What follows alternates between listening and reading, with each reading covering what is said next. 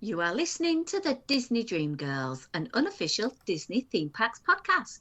And this is show number 587 for Sunday, the 15th of March, 2026. Where dreams begin. Hello and welcome to this week's Disney Dream Girls. My name is Michelle Young, and together with my jolly good chum Jayne Phipps, we are your guides to the place where dreams begin. Well, Jayne, as of release today, it is a day where the two of us are being officially celebrated in parts of the world because it is Mother's Day. So happy Mother's Day, Jayne. Yeah, happy Mother's Day, Michelle. Yeah, so this is the UK. I don't know where else because it gets very confusing. Because if my memory serves me right, Father's Day, which is in June, is that the one that's the same everywhere, but it's Mother's Day that is different? Yeah, well, we fix our Mother's Day to Easter, so it's a movable feast. Yes, it always changes, doesn't it? And then Americans have changed their clocks. We don't change them till the end of the month. End of month. So it's just so confusing. Yeah. I do recall from many, many past shows, Jayne, we have done all sorts of podcasts about the different types of mothers that are portrayed in the Disney theme parks, who's the kindest, who's the most evil. Obviously, this week we have heard the news about Mother Gothel being So excited. Announced for the live action. So that's very exciting. Catherine Hahn is just like, yeah. When they said the movie was back on, I think she was probably one of my first thoughts for playing that role because, yeah, love her to bits. She'll be amazing in that. Well, I'm just excited about the whole fact that it's somebody I know. Catherine Hahn, I do appreciate her. Disney have an ongoing relationship with her because they've trusted her to bring to life some of the most recent beloved characters. So I think she would do an amazing, fabulous job with that. So, yay. And while we're talking about girl power, this week's show has a bit of a girl power tinge to it. Karen Connolly Armitage, concept designer, is our female Disney Imagineer we are celebrating this week. Oh, I've not heard of her. She has a background in theatre, performance and design. And her first assignment was to work with Disney legend Dorothea Redmond. Wow. Can you imagine that? It's like, oh my word, fantastic. She's worked in projects from Epcot, Hollywood Studios, Disneyland Paris, particularly Frontierland, Main Street in Hong Kong Disneyland. She loved the work she did in Disneyland Paris, because she felt that she had been partnered with a lot of really fantastic people in the Frontierland team. So she really, really enjoyed that. Favourite Disney Parks attraction is Pirates of the Caribbean, which I think many people can resonate with. Definitely. Good choice. Yeah, it is indeed. Jayne, I gather you scooped up some news. A little plethora of news. Shall we start with some dates? We like dates, don't we? Well, I like dates to eat, but I gather that's not the type of dates you're talking about. No, today, as I was doing a little bit of research ahead of the show, seems to be the day that they've announced lots of opening dates or rumours of opening dates or vagueness around when things may be happening type of dates. But all good for you and I, Michelle. So, Good stuff. So Buzz Lightyear, we know has been down a little while at Magic Kingdom. 8th of April is when Buzz opens up. So that's only, 3-4 weeks away from where we are now? 3 weeks away. So Good, Buzz, because with the unpredictability of Space Mountain, they need something to actually get on in Tomorrowland apart from the People Mover. Yeah. Because Tron backed out the whole time.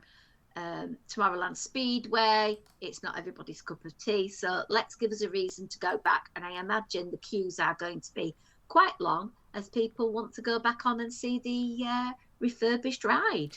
Yeah, and obviously I think probably the biggest thing with this is the fact that we've now got those blasters that are, you can actually move them around and they're handheld. So I think that probably will make the whole aspect of playing the game on it a little bit easier. You've got a new Buddy the Robot is in an opening scene now as well. And I didn't realise, but they've got, it's all new vehicles. because the vehicles that they were using were the original 1970s If You Had Wings vehicles. So they've all been updated as well. You've got Buzz has been added to the battle scene, and apparently teasing that there are some Toy Story 5 Easter eggs and more surprises in the ride. So we shall wait and see when that opens in a few weeks' time. Big Thunder Mountain, we know that there's been different permits filed that's kind of extended its downtime. Whilst they haven't released a date specifically, they have said early May. So early May, fingers crossed, wind blowing in the right direction, should see Big Thunder Mountain reopening. Now there's Cool Kids Summer happening, which all starts off around the 26th of May. And to coincide with that, Disney Junior Mickey Mouse Clubhouse Live will reopen. And we'll also see the introduction of Bluey's Wild World over Animal Kingdom over at Conservation Station sort of area. So for Bluey fans, I'm sure there's loads of us out there. Animal Kingdom 26th of May. There's also a rumour going around that Rock and Roller Coaster, which will now be featuring the Muppets, is set to open around Memorial Day weekend, which is the same sort of time. It's that end of May, 25th, 26th of May sort of area. I think with them, obviously, they took the whole, the queue aspect down early on, didn't they? So I think it sounds like they're trying to limit the amount of time that ride is actually down for. So all fingers crossed towards the end of May. Hopefully, Muppets on Rock and Roller Coaster should be up and running again for us. That'd be cool to see. I've seen that they've already done a paint job on the entrance on the car that's upside down and made it all psychedelic. So fabulous. Yeah. Well, hopefully it means because they've been working behind the scenes that there isn't that much for them to do to get it up and running, so we can all enjoy it again. And when I say we, I'm obviously referring to the royal we and not me in particular. But hey-ho. Me. Yeah. And I've already had Simon telling me he wants to go on it. So you never know. There could be a Jayne dragged on. Maybe. Maybe not. Only time will tell. A time will tell. Popcorn buckets. We like popcorn buckets, don't we? Well, obviously, Jayne, because you can see the plethora of them behind me as we sit and record. But popcorn and Winnie the Pooh and Piglet, and it's available at Disneyland Resort, and I think it's just about to come out at Disney World as well, and it's celebrating Easter, and you've got the most cute Pooh Bear with Easter bunny ears on and a bright purple little jumper, and then you've got Piglet sat in front of him in an Easter egg that he pops up out of. It's just too cute. $29. Obviously you get popcorn in there, so obviously it makes you worth it. Wow. But we're not buying it really for the popcorn, are we? We're buying it for the actual item itself. And even the little earband that he's wearing, one of the ears kind of bends down. It's just, it's adorable. So apparently Disneyland, and it should be whizzing its way over to Disney World as well. So, popcorn bucket. People are going to go mad for, and then we'll see them all on those infamous selling sites for stupid amounts of money, won't we? Or is that just Jayne being too cynical? Well, you know me and popcorn buckets, and the irony being, I can't eat popcorn. No, that's true. Hey-ho. Disney, just take my money. And talking of Disney taking my money, I have been transfixed with watching all of the Disney adventure videos that are coming out there and vlogs. Wow. I must admit, I haven't seen too much yet. I know there's obviously lots of probably yours and I's quote-unquote favourite vloggers that have managed to snag those initial cruises. I did have a look at... if you go onto the Disney Cruise website and you search for the adventure and you look at how many different cruises, because they're all 3 and 4 night just at sea cruises, aren't they? And it's like, how many dates? 73 dates available. Oh, crikey. I'm just so stunned by the scale of this ship. It is absolutely humongous. And the fact that the theming is such, they've taken it to the next level. You know, there's 7 themed areas. Yeah. So there's something for everyone, whether it's the Imagination Garden, the Discovery Reef, San Francisco Street, the town square, which is themed towards Tangled and Frozen, Marvel Landing, Toy Story, Wayfinder Bay, which is linked to Moana.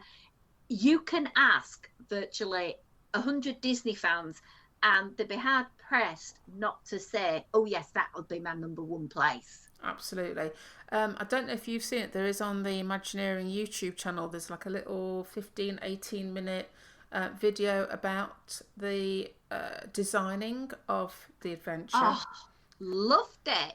I thought it was amazing, and I love the fact that Bruce Vaughan was chatting to, I can't remember the chap's name, who was responsible for the beginning of the Disney Cruise Line fleet, the designing those first couple of ships. I hadn't realised that Bruce Vaughan was responsible for how the Dream of Fantasy came about. And I just love the bit when they were talking about making the castle in the middle, and they said, yeah, we have to have a budget, but the budget isn't money, the budget is weight.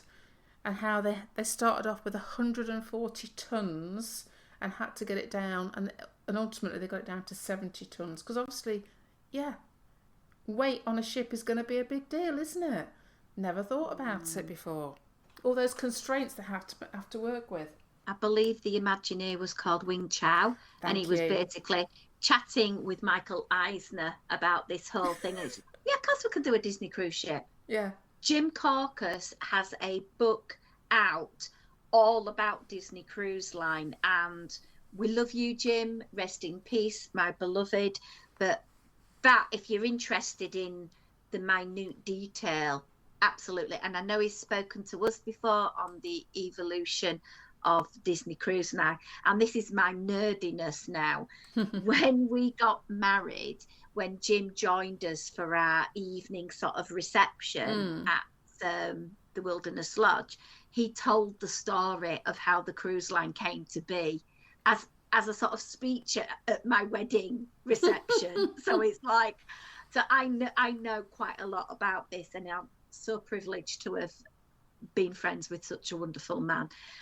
So yeah, there's so many things to get excited about, because there's a different type of room where instead of having a sea view, you can have a view into the middle of the cruise ship and see where all the fun stuff's going. Yeah, I think it's, if you do follow any cruise type people on the YouTubes, etc., you'll be very aware of these mega ships, that like the likes of Royal Caribbean have the Utopia of the Seas, etc. And it's obviously, it's in that vein, in that this was a ship that was already under construction when Disney acquired it. So they've had to work their magic around what was an existing structure, hence why it is so big, and therefore why it is so different to the cruise ships that we currently know and love within the Disney Cruise Line. I also saw a little headline as well to say that, obviously to do with the launch of the adventure, they kind of confirmed that the Oriental Land Company will be having, I think it's the next Wish class ship, and that will be sailing out of Japan. So a very exciting time if you are a cruise lover.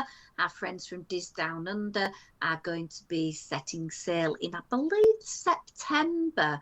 So I'm sure we will have more from them later on in the year. But yeah, I'm very excited about the whole cruise thing. Yeah. And just generally, I feel this year I am so excited and blessed that I have decided to go all out this year as a year of trying to do as much Disney as I physically can. And today I had a little bit of a celebration because my grandson's passport has arrived. And this now means...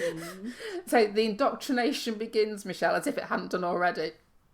Well, yeah, because it means he's joining me to go to Disneyland Paris with Caroline. Yay. And this is so fantastic for me and her to have this little person, to see his eyes light up, hopefully, by seeing all of his beloved favourite characters. But even when he was first born, he had already got his Mickey ear hat for Disneyland and Walt Disney World with his name on the back.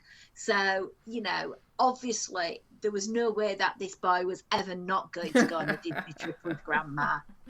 Yeah, but I think this is one of the really great things about Disney is that you can experience Disney at whatever level you want to experience it. You can go around as a mega theme park roller coaster addict if you want to.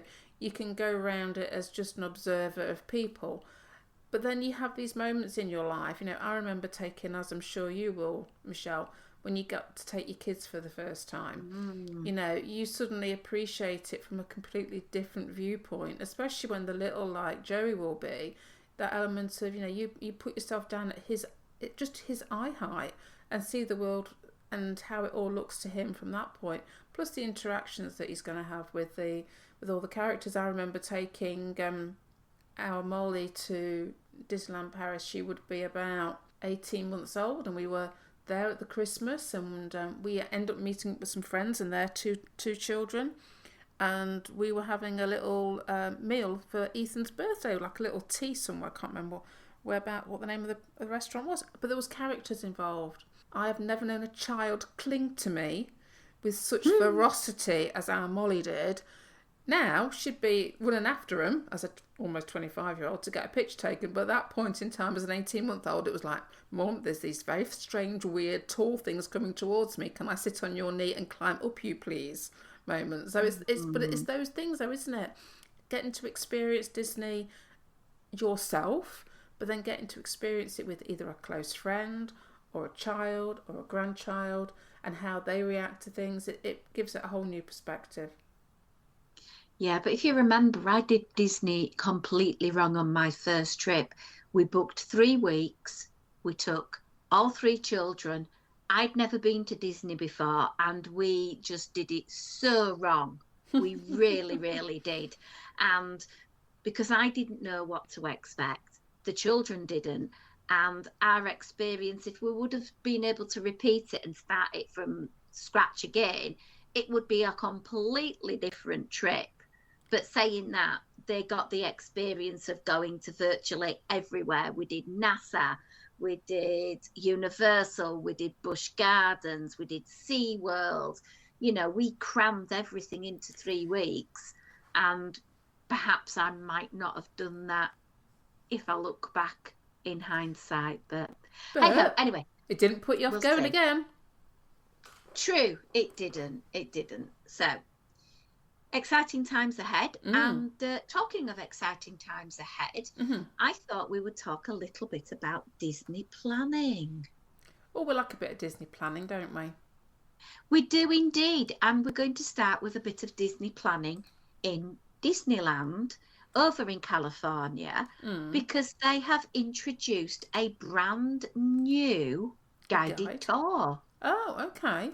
Didn't know about this. And to me, this is super exciting because this fits with what we are currently doing on the podcast. It's celebrating females in the Disney arena. Oh, okay. Because there is a brand new tour called Women Who Make the Magic, a guided tour. Ooh. You've not heard of this one? No, I haven't. No, you're giving me news, Michelle. Well, it's a 90-minute tour, which in my opinion is a tad short. It's $110 per person, tax not included. And it's to take a fascinating tour through the Disneyland park to uncover the extraordinary achievements of some of the most influential women in the Walt Disney Company. Oh, okay. And it's looking at the work and contributions of Imagineers such as Harriet Burns, Alice Davis, Mary Blair, Ruth Shellhorn, Leota Toombs, Kim Irvine, Dorothea Redmond, and many, many more. Very good. So I imagine with this that there's a lot of storytelling, and it's unique storytelling because obviously this is a brand new tour. And I have seen some reports about the inaugural one. You get a little badge, you get a little tag, you get a handheld little sort of lollipop stick with a fan on the end that you can fan yourself. You get a lanyard, which is very Blair-esque in its design. there is a unique photo op that you can have where you are in an area where you're looking with the It's a Small World background facade, and they have a replica doll that you can have your picture taken with. Right. Which sounds amazing.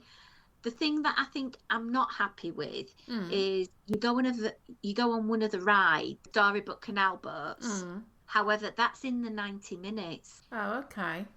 And I feel for the length it takes up, I think maybe giving you the lightning lane to go on it later or after the 90 minutes would make it a little bit better value, to be honest.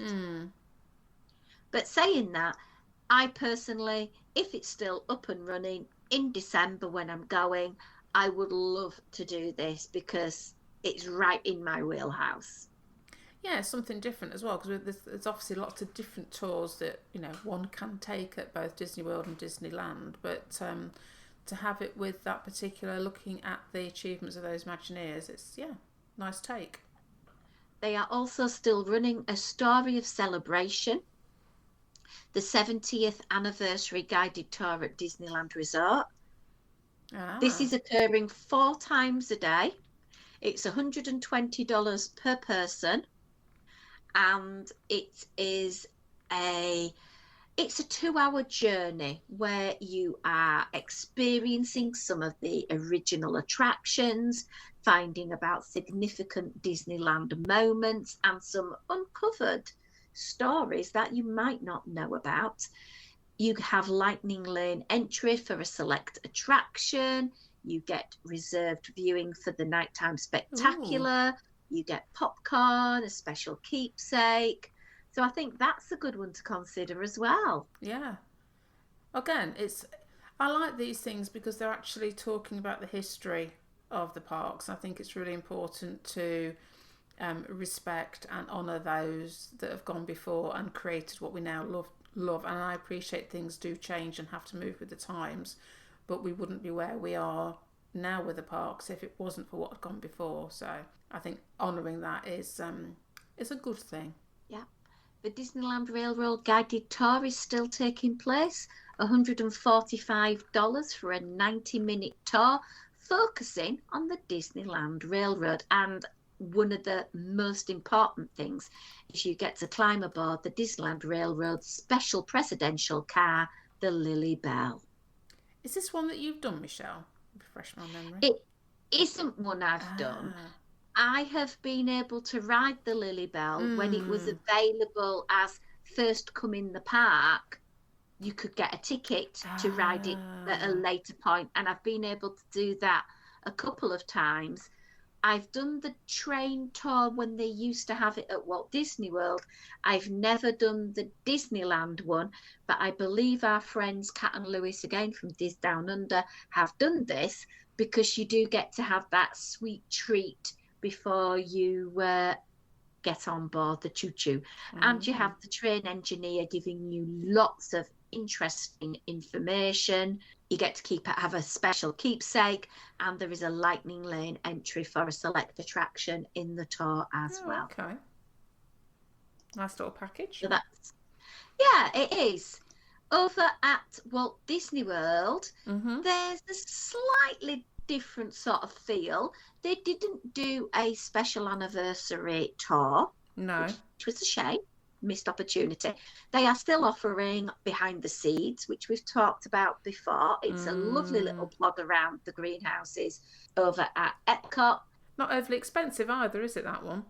Well, you say that. It used to be $18. It's between $39 and $49 per person, tax not included. Right. So it has gone up quite a little bit than it had before. And remember, it's an hour-long tour. So for me, I might have done it at 18. I'm not going to do it again at that price point. You obviously have the 2 animal focus tours, Caring for Giants, which I've done, and you do get a little bit closer up to the elephants and find out a little bit more about their habitat and what Disney is doing in to protect it in the wild. And there is, of course, the up close with rhinos. As you know, there is the possibility of smushing a rhino.